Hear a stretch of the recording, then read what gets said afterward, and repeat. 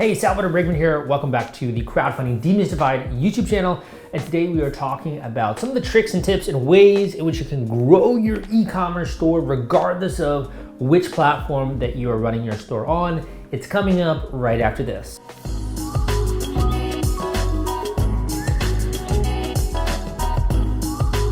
Okay, so you're trying to grow your e-commerce store and you're kind of wondering how to go about doing that. So I'm gonna assume you already have a product that you're selling, and you're gonna kind of get into some of the advice and tips when it comes to this, and also try to keep it platform agnostic, meaning if you're using Wix or Magento or Shopify or WordPress and WooCommerce, not gonna matter as much. We're gonna talk more about the bread and butter marketing principles, tactics, and strategy that go into growing that store. And also, if you've never come to this video or this YouTube channel before, my name is Salvador Briggman. I put out a lot of content.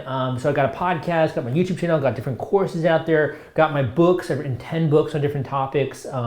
4 of which are on crowdfunding, Kickstarter, Indiegogo, how to raise money on those sites using the Kickstarter launch formula. And I've documented a lot of those processes since 2012 as to how to do that. And I also talk a lot about e-commerce, because that's the whole point, obviously, of Kickstarter. So for you, this is gonna be practical. If you wanna grow your sales, if you want a few easy ways to do that, some of the tricks of the trade, and also I'll get a little bit more into some of the advanced techniques at the end of this YouTube video. Okay. So first of all, let's go for the low-hanging fruit, okay? I always like to go for what's easy when it comes to growing your sales. So the first thing is going to be what it is that you're actually selling, right? So if you're selling a product, one of the easiest ways to begin to grow your sales is to think about the checkout experience. And by that I mean, when someone goes into your store and they buy a product and they leave, that is one type of transaction which is occurring. However, within that transaction flow, there are opportunities to make more transactions, right? So for example, if you are checking out in line, let's just say in Market Basket or Whole Foods or Safeway, right? Any of these major chain stores, you're gonna go and check out, and what are you gonna notice? You're gonna notice all of these last minute purchase items like candy bars or gum or energy drinks or that kind of stuff. Those are like the last minute things that a store will be organized in order to try to get you to make a last minute purchasing decision. This is because most stores know that it's not about what you go in to think about buying, it's what you end up realizing you need to buy once you get into that actual store. I can't tell you the number of times that I've gone into stores like CVS, which is like a pharmacy in the United States that we have a lot of, and I'll go to buy one thing, like I want to buy a stick of gum, right, or a pack of gum, and I walk out with like all those other things that I didn't even realize I needed. And then I just kind of remember like, yeah, I should probably get some more Q-tips, or I should probably get some more whey protein. Now that I'm trying to bulk up again with COVID being not so much, or like all these other things, right? So like I will realize that, and then in the store, I'll put that into my shopping cart, right? And then I check out and I end up spending like 50 bucks, or in some cases like $70, right? When I really just went in to buy like a $2 or a $3 product.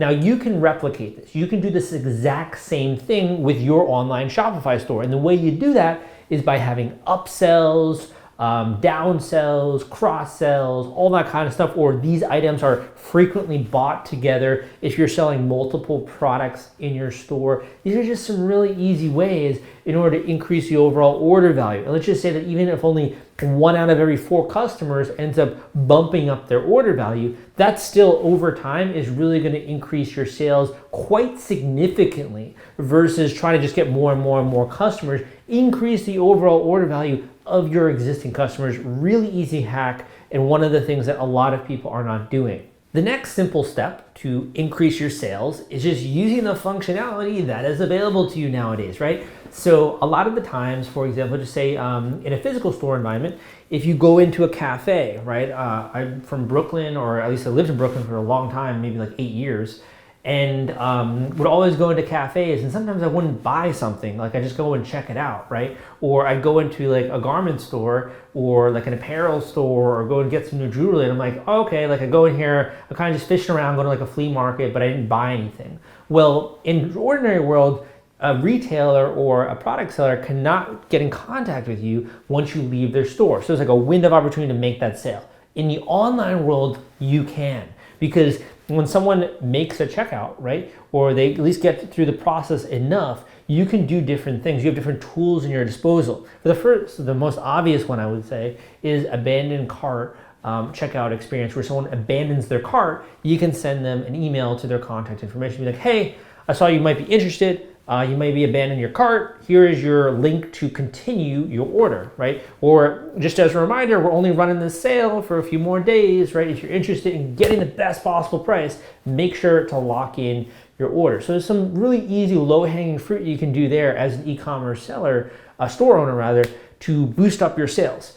The other thing would be thinking about some of the other tools in your arsenal, what I call the marketing funnel, right?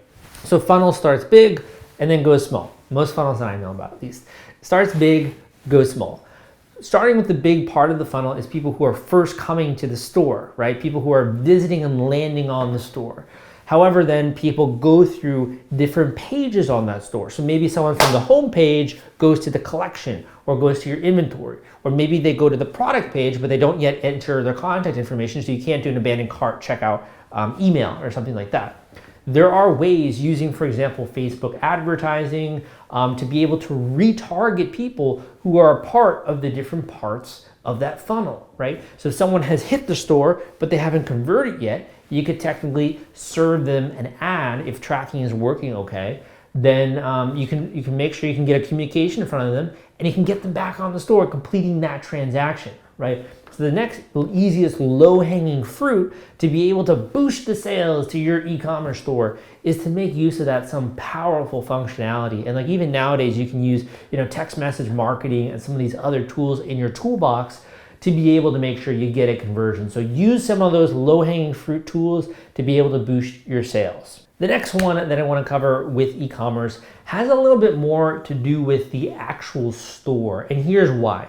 Not every environment is created equal. Not every funnel or not every mousetrap is made equal. You might have the same functionality. It might look like, work like, and sound like a store, right? Or whatever you want to say. However, sometimes you're going to send 1,000 visitors to one. Let's say they're exact same. Like they look like they're clones in the way of the products that they sell. However, the way they do it is very different. You sell 1,000 products to one, or 1,000 customers to one store, and only a certain percentage of them convert into customers.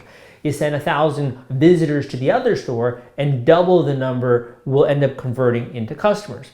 The difference here is from one thing, and that's store design and built-in marketing. Okay, so you set the outbound marketing, if you want to use that term. You're getting the same number of visitors on store A and store B, but store B has a better design or it has better built-in marketing, thus it converts more of the visitors into customers. Store A gets the same amount of traffic, but because it isn't well thought out, it's less efficient, if you will, at trapping people or trapping mice, or I think of a better example than that. The spider web is trapping insects, or your butterfly is capturing butterflies. I got to think of some more analogies there, but you get what I'm saying. The way that we do this, and one of the easiest ways, is to include more social proof on your actual product pages. Now, social proof is a marketing term a lot of marketers like myself will use when we're working with clients or we're working with coaching students. So coaching students are people who want to learn how to do it themselves. Clients are people who want you to do it for them, basically. So when it comes to that, social proof basically means that when a lot of other people are checking out something, you're going to be more likely to pay attention to that thing. In New York City, they do all these different shows if you ever go into Central Park. And in Central Park, one of the things they do is they always get a big crowd around this impromptu performance, which is happening. And the bigger the crowd gets, the more people who are walking by on the street are going to look at that and be like, wow, I wonder what's going on here. This looks like a party, right? Looks fun. And they're going to stop and they're going to watch. You get their attention. Social proof can be happening the same way online. And the way we do it online is we use things like testimonials. We use things like customer reviews. We use things like a trust signal. For example, if you've been on a particular media publication, or even within the checkout experience, trust-related icons to show that when someone makes a purchase on the store, that they're not going to have their credit card information stolen, or not going to have their identity stolen, heaven forbid, right? So there's a lot of different trust elements which you can include on your product pages in order to increase conversion rates. Because typically the reason why someone's not buying or they're not converting isn't because they don't like the product. something else is usually holding them back. And in some cases, that could be they don't believe it. They are questioning whether or not it's legitimate. They aren't able to find any reviews online, or they don't think it looks well built and it maybe isn't secure payment processor, right? This is a legitimate concern. You see all the time like ransomware and like, horrible data breaches and that kind of stuff. So you want to make sure you build in those social elements. And by doing that, by having social proof, you will then convert more people into customers. And it's the easiest way to boost the sales for your e-commerce store. The next thing has to do with the actual product, virtual product experience, right? So for example, let's just say that I'm buying something in ordinary life, in three-dimensional life, right? We're going to the drugstore, or we're going to a dollar store, or we're going to Walmart, we're going somewhere, wherever it is you're based. Think about a store you really love going to, and you're going there, right? You go in there, you're in the store, you see something that you want to buy. What's the first thing you do? Well, usually you look at it, right? So you're going to look at the thing. You're going to maybe try to get closer to it. If it's behind a display, you might ask someone to help. Can you open up the display so I can take a look at this, right? So the first thing is you want to inspect it. You want to look at it. You want to see, is this really something I want to buy? What's the next thing you want to do? You want to touch it, right? You want to look at it, look at the material maybe that's made of. Oh, okay, I kind of like this. Looks cool, right? And once you've made that decision, you're kind of satisfied with the quality and the look, and maybe you like, let's just say you're buying a watch, right? You go into like a mall and you're buying a watch, and you've even looked at it, you've tried it on, you've inspected it, you've looked at it, the way that it looks with your really cool jean blazer here and this red, right, and my tattoos and stuff like that, and you're like, I like how that looks, man, I want to get this thing. You make that decision and then you buy it, right? And maybe you have some questions about the price or some last minute questions there, and then you go through that kind of process, and the transaction is complete. And then you go and you meet your significant other to maybe eat like a soft pretzel in the food court, right? Or something, or nachos in the food court, whatever your go-to food is. Same thing happens online, okay? But the difference is that you are the one as the store owner who's providing that experience, and you're doing that with your high resolution photos. You're doing that with video on the product page, and you're doing it within the way, for example, if you have different models that people can scroll through in order to see the way the product looks on different types of people, with different garments, or with different types of skin tones, even if it's more of like a fashion product, right? So I'm trying to cover a lot of different types of products in this video. I might not hit yours, but try to think of like how this would relate to your product. What kind of high quality photos do you want to provide people so that they can look at it and make that judgment call, right? Or do you want to have more of like a 3D kind of augmented reality thing, or I guess not augmented, but a 3D thing on the page, they can spin it around, they can see what it looks like, right? You can do that nowadays. So there's some lot of cool stuff, but the more quality creative that you have on that product page, or the creative that they see in the ads ahead of time before they come to that product page, the more likely they are to convert. So again, if you take store A and store B, let's just say store A is John, and let's say store B is Antonio. I don't know, so you got John and Antonio. Let's just say that John really means well, he has a great product and all these things, but he didn't think about including maybe high resolution photos or video or showing different models with the product, and Antonio for some reason was able to do that. Then it's going to make sense that Antonio is going to see higher sales and a boost or a bump in sales, because more of the people who come to that store are more likely to convert into customers. So you send the same number of customers to both stores. It would be similar to if in the real world you're at the mall there and your girlfriend or your boyfriend or your significant other goes into another store, and you don't really like going to that store, so you go to your own store and you're looking at watches and you're like, dude, this watch looks awesome, man, I want to buy this. And the guy's like, oh, no, you can't look at it. You're like, what? You're like, yeah, you can't look at it, that's for other people or whatever. And you're like, huh, that's weird, well, can I try it on? And he's like, no, you can't try it on. It's like, well, you're expecting me to make a purchase without looking at it or trying it on? Like, that's crazy. That it makes you frustrated and you leave, right?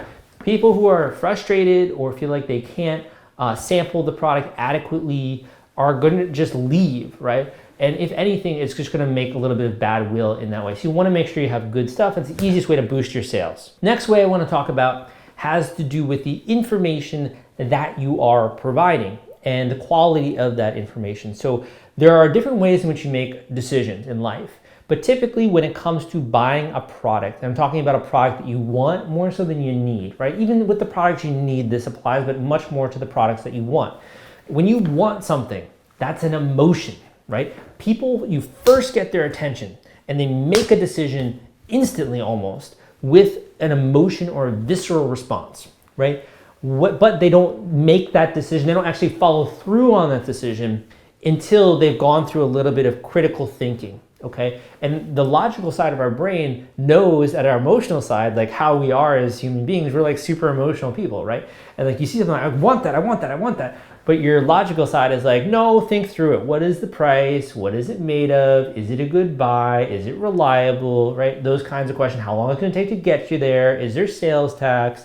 Your logical side of your brain is gonna slow down the emotional side and prevent you from making a bad decision. And you might have made bad decisions before without going through that thinking process. And that's why over time, the more that you grow as a consumer, typically you tend to think more before you make purchases, right?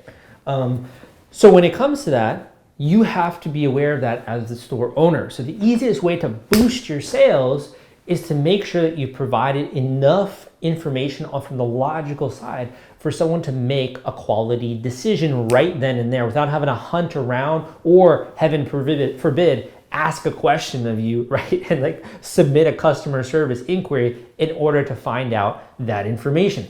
If you don't provide it, they're either going to try and find it themselves, which they usually will try to do if they want to buy the thing. But if they can't, they're just going to get frustrated, man. They're just not going to be interested anymore, and they're going to leave your store, right?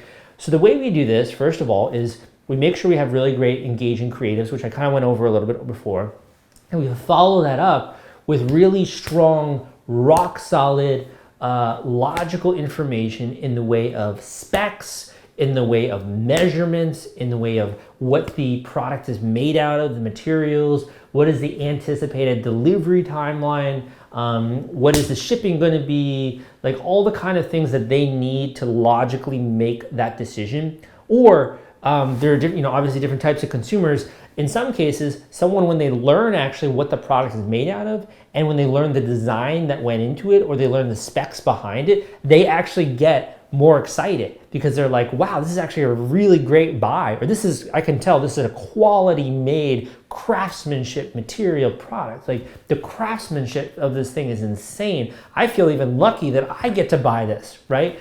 And there are definitely brands where you feel that way. You feel lucky to be able to own one of these things or own one of these really high, powerful cameras, right?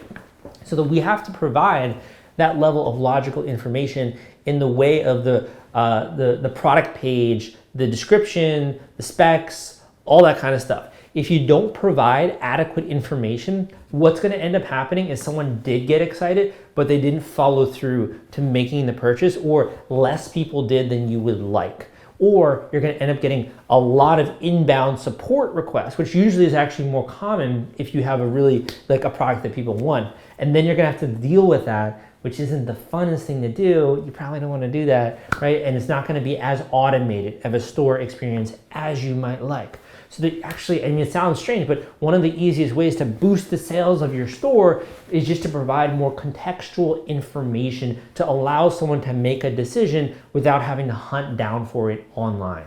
Another super easy way to grow the sales for your store has to do a little bit more as well with human psychology. Now, if this is your first time watching me or my YouTube videos, I talk a lot about psychology because I feel like in order to understand why people make decisions, you have to understand the blueprint or the framework. It's very similar to trying to play chess and trying to win at the game of chess without knowing the rules, or without knowing how the knight moves or the rook moves or the pawns move or these different things, right? You don't even maybe understand how to do specific offensive or defensive maneuvers. Super hard to win the game of chess, even if you're a really smart person, right? So just knowing a tiny bit of human psychology really pays dividends. Or much easier, hire someone like myself or hire someone else out there to help you with the marketing of the store if you don't want to learn it yourself. That being said, first of all, the biggest reason why people take action nowadays has nothing to do with like what they want. It has everything to do with this one singular emotion. And if you master this, you're going to get people taking action like rapid fire, man. It's just like going to be a boost in your sales to your store. And that emotion is known as urgency, or the feeling of urgency. What is the feeling of urgency? The feeling of urgency is almost like when you feel like, oh, I got to get this done. Why? because there's a time limit, because there's a duration. Something is urgent. It needs to get done now. If you're a business owner and you know something's urgent, right, in your business, you're like, I gotta get this done today. I can't wait. I gotta get it done today. Same thing goes with, in your normal life. If you have goals and you put a duration on that goal, you put a milestone that has to get done by this date, you're gonna feel urgency as you go towards that date. If you have like a library book, I don't know, that you gotta return by this date, and then you have to start reading it when it gets closer to that date, right?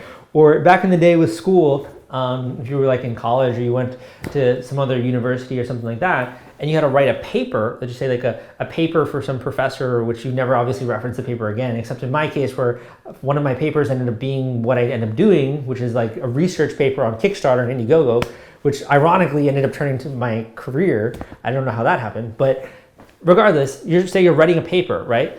And you're writing this paper and it's due in a month. Probably not gonna really work on it very much. Let's just say it gets to be the night before it's due. What are you gonna do? You're gonna start doing that paper. You're gonna start writing it, start BSing, start pulling out facts and all this stuff, right? And double spacing it, making sure you can take up a lot of pages.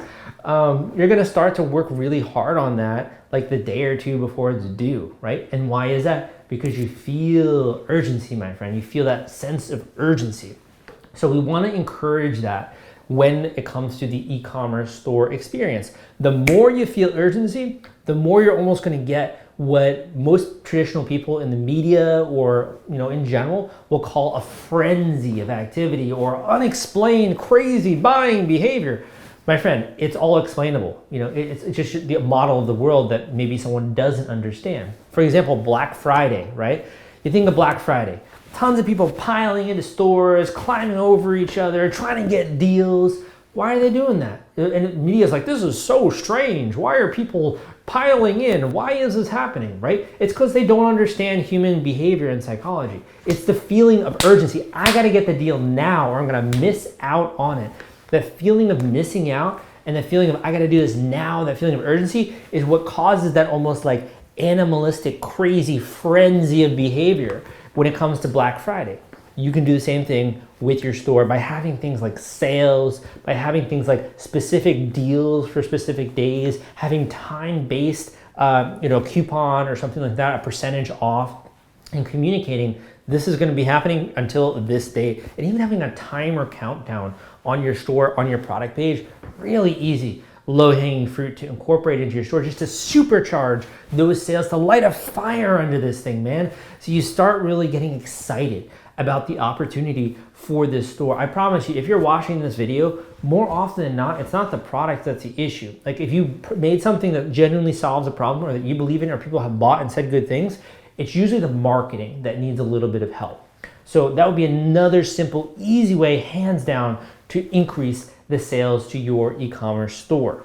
Want to take all the stress out of fulfilling your Kickstarter rewards? Fulfillrite is the turnkey solution that puts product delivery on autopilot. The Top Campaigns uses trusted high-tech provider to store, package, and ship their products. Focus on growing your business. Leave shipping to the experts. Don't wait. Get a custom quote from Fulfillrite today. Link in the description. So I'm going to mention just two more things. I feel like I'm making a much longer video, but I want it to be a bit more comprehensive today on today's class.